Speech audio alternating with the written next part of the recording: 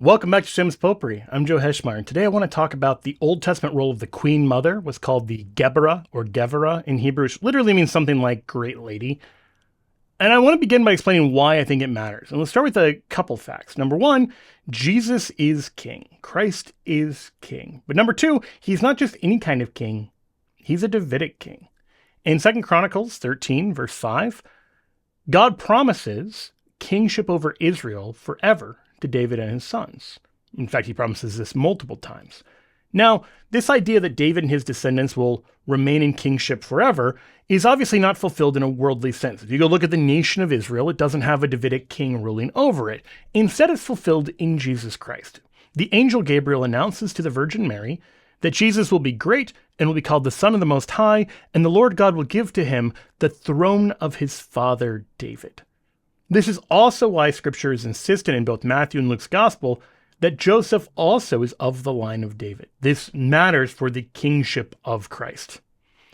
So, what does this mean about the Geberah? Here's what you should know. Number one, as we've already seen, Jesus is a Davidic king. Number two, as we're going to see, the mothers of Davidic kings had this important role to play in their sons' royal authority.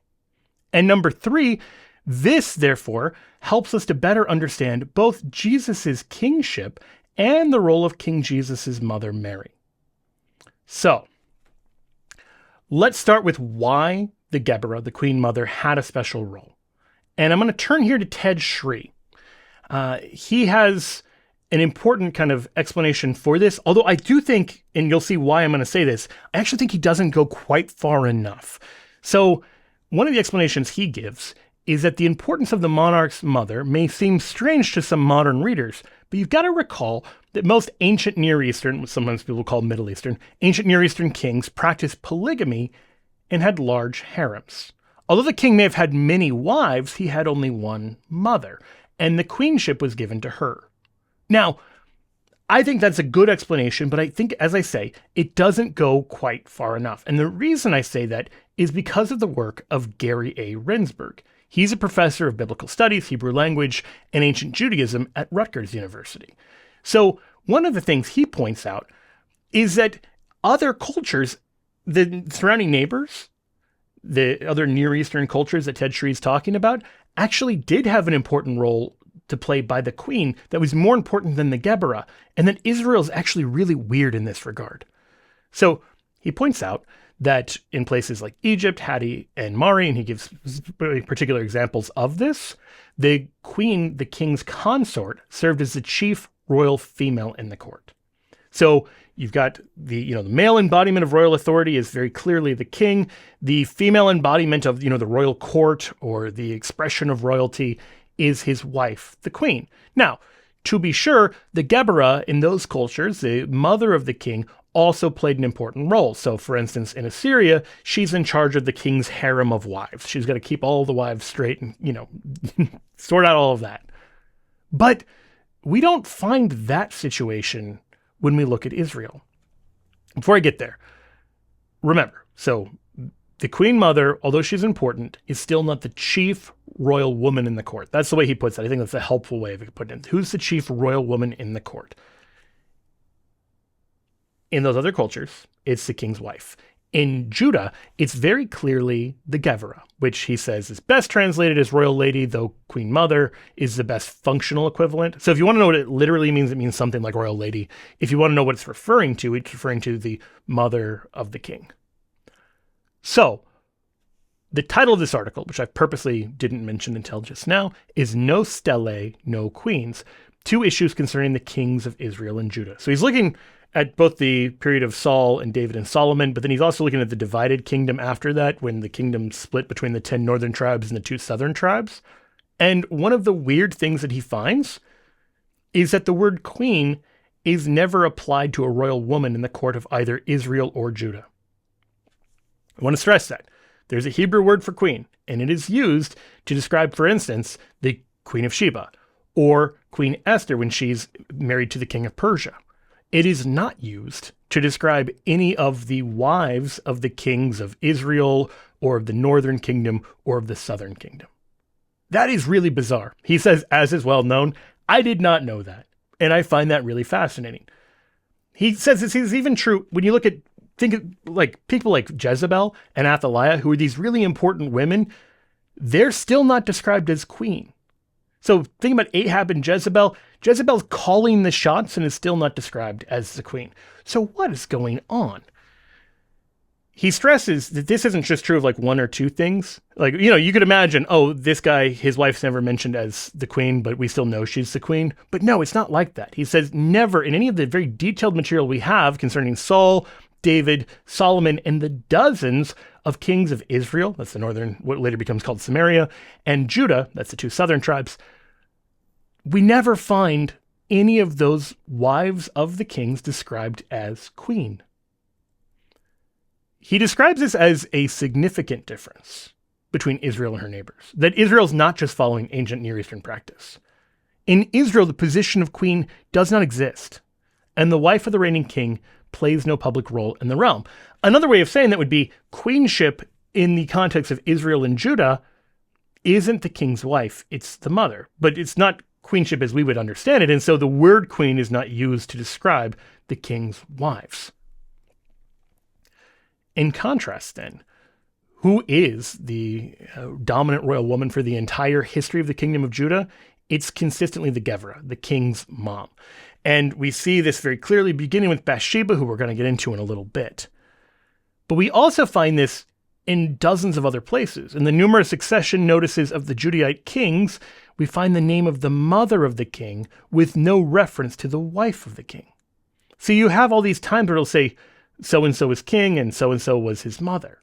Not so-and-so was king and so-and-so was queen, like you might imagine. So you can find this in plenty of other places as well. I want to give you just a couple examples. One that points to this as pretty important for understanding royal authority is the prophecy in Jeremiah 13, where God says, say to the king and the queen mother, say to the king and the Gevurah, take a lowly seat, for your beautiful crown has come down from your head. So the expression of the crown applies to the king and his mother. Remember that, because that important detail is going to matter later for how we interpret something in the New Testament, but just bear that point in mind. But second, to get a better sense of what this word Gevurah or Gevurah means, even though it refers to this kind of office of the queen mother, it means, as you've heard, royal lady or great lady. And so in Isaiah 47, we see it used in that context, kind of metaphorically. The Chaldeans thought they would just kind of perpetually rule. And the way God describes that is, he says, sit in silence and go into the darkness, O daughter of the Chaldeans, for you shall no more be called the mistress, Gevurah, of kingdoms. So mistress there doesn't mean like the king's concubine. Mistress there is the female form of master. And then later on, about their kind of pretenses of perpetual royal authority, he says, you said I shall be Gevurah forever. So Gevurah is clearly this loaded term filled with royal importance and authority. So why does that matter? Well, for one, it's just better for understanding the Old Testament. But I would suggest, and when it comes to Jesus and Mary, it tells us three important things. Number one, it tells us something, of course, about Mary's queenship. Because, again, if your understanding is that in the Bible, you have the king and queen, it's the king and his wife, the queen, well, that's mistaken.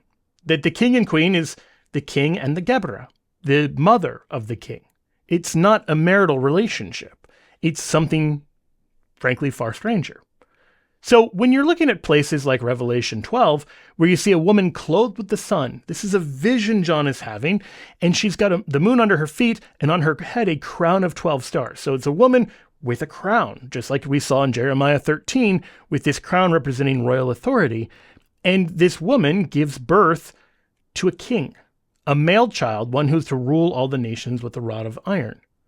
Well, that looks very much like Solomon and Bathsheba. And that looks very much like Jesus and Mary. It's depicting a king, one who is to rule all the nations with a rod of iron, which, by the way, is a messianic psalm about Jesus. And then it's describing this queen who isn't his wife, but is his mother. Now, because this is an image, I don't think you need to discount or not consider the fact it could also mean Israel. It could also mean the church, but it would be a startling kind of oversight to not realize that this is about the literal king, Jesus, and his literal mother, Mary. So that's the first thing I think it helps us to understand. Like when you read Revelation 12 through a Jewish lens, where the Geburah is really important, then it's like, oh yeah, of course, this is about Mary. Second, I think it reveals something about the way Mary's intercession works.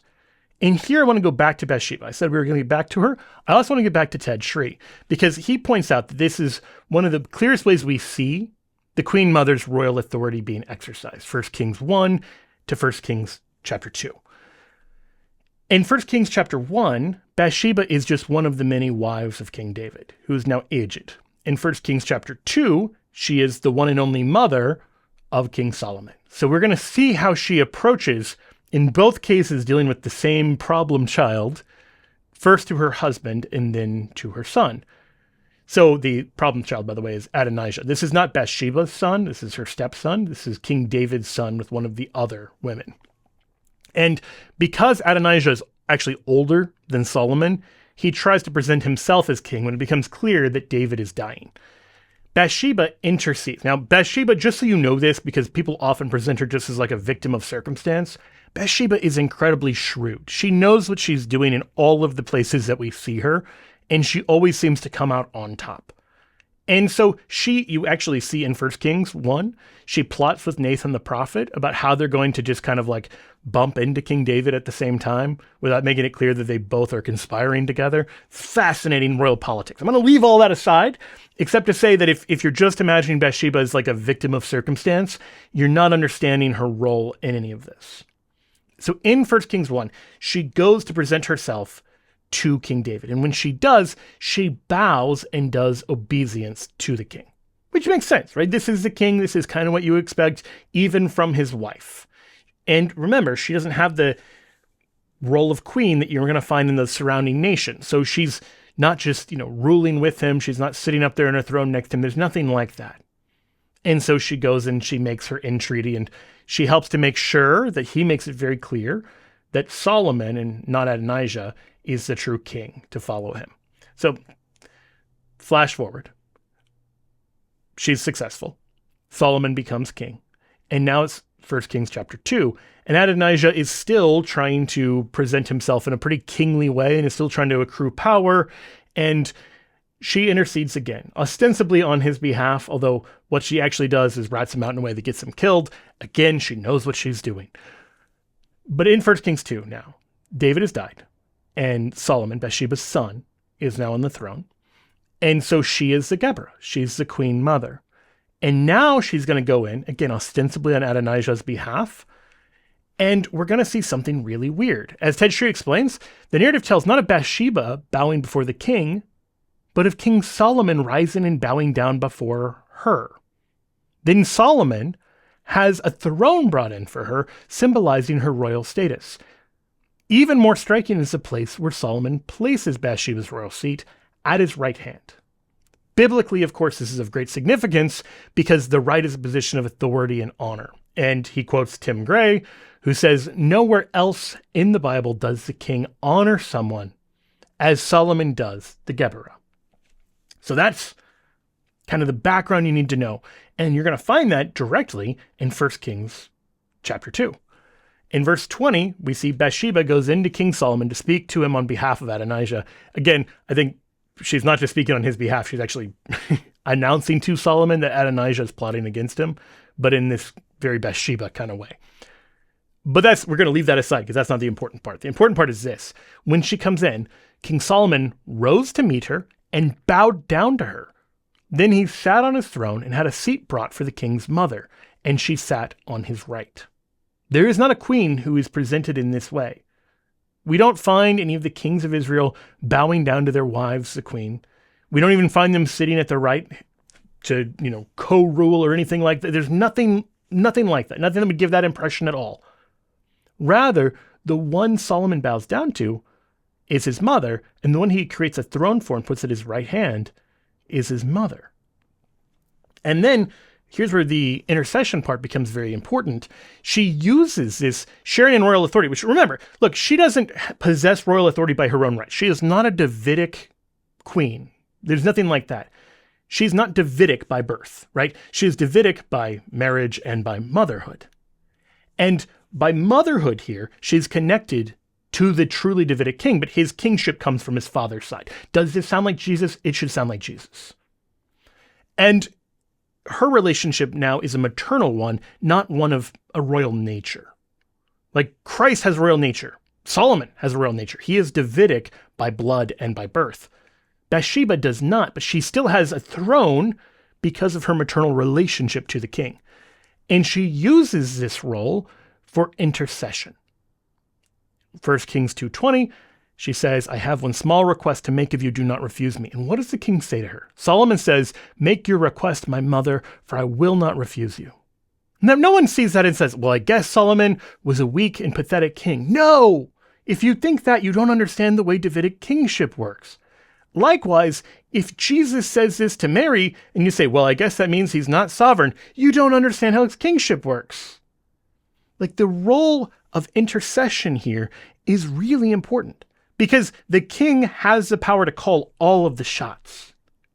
The queen is not usurping that. The queen is relying upon that. The queen mother, I should say, is relying upon that.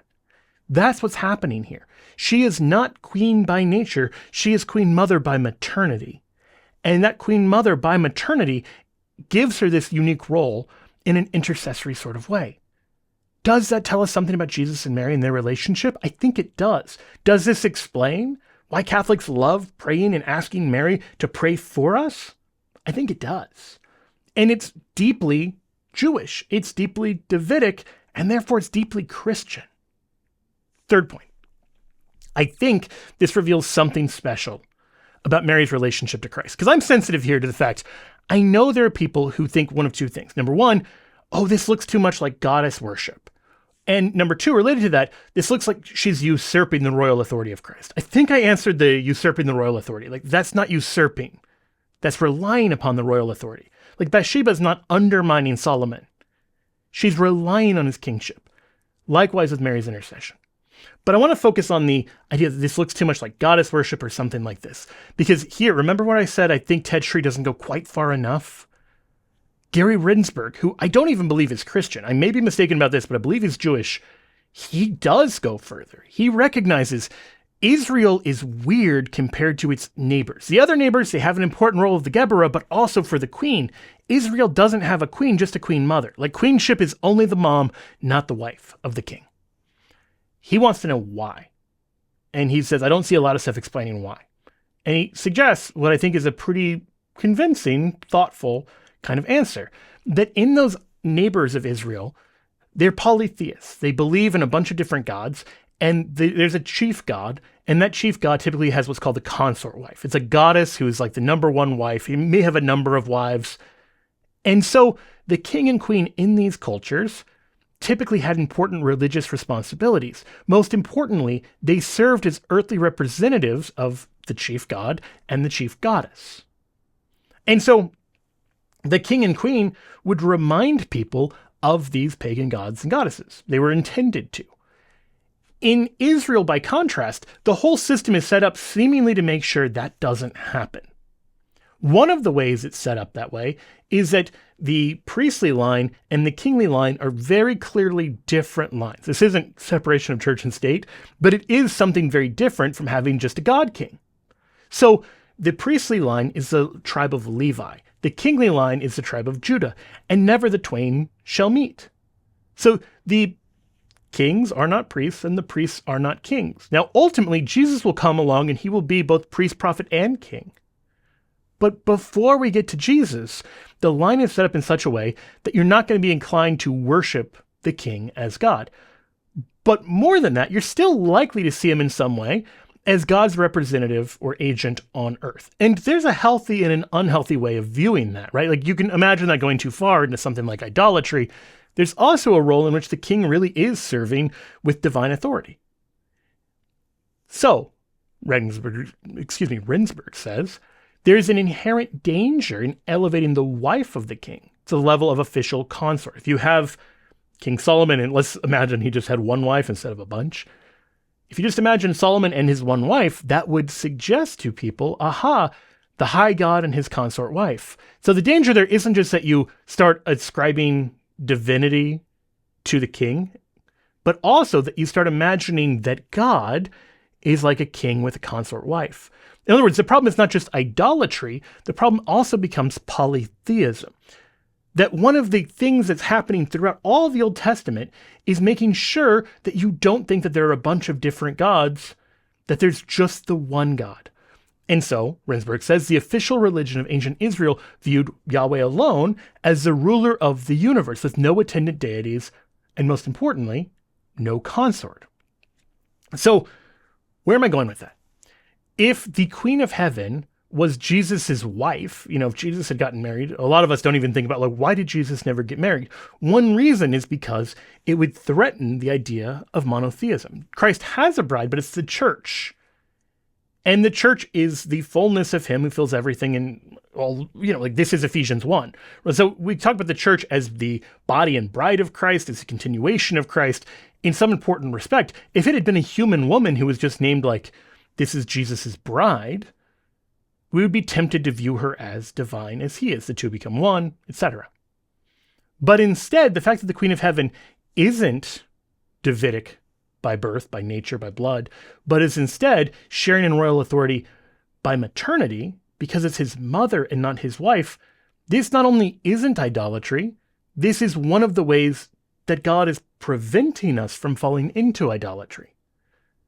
So there's much more that could be said on that. I just want to kind of tee that topic up. That third point is obviously a little more speculative than the first two, but I think there's something important here. When you look at this weird role Israel has, where it's the king and his mother, and you say, that looks really strange even compared to Israel's neighbors, I think the clearest answer to that is that God is revealing something, number one, about monotheism, and number two, by extension, is preparing us for Jesus Christ and his mother, the Virgin Mary. That this mother-son pairing you see throughout the Old Testament is doing something to prepare us for someone. Final thing, over on Patreon, shamelessjoe.com, I actually was prompted to do this topic. I had a new patron ask me for resources on the Geburah as Queen Mother, and specifically asked if I would get them from non-Catholic sources. And this is one of the things I most love about Patreon. I get to do weekly Q&A with everyone who contributes. And a lot of times those interesting topics become episodes. And this way is one of the many ways that I try to make sure that I'm making things you care about and want to learn more about. So is that a subtle encouragement for you to go over to shamelessjoe.com and join Patreon? No, I don't think that was subtle at all. Anyway, I hope you have a wonderful day. I look forward to being back here in 2 days' time on a totally different topic. For Shameless Popery, I'm Joe Heschmeyer. God bless you.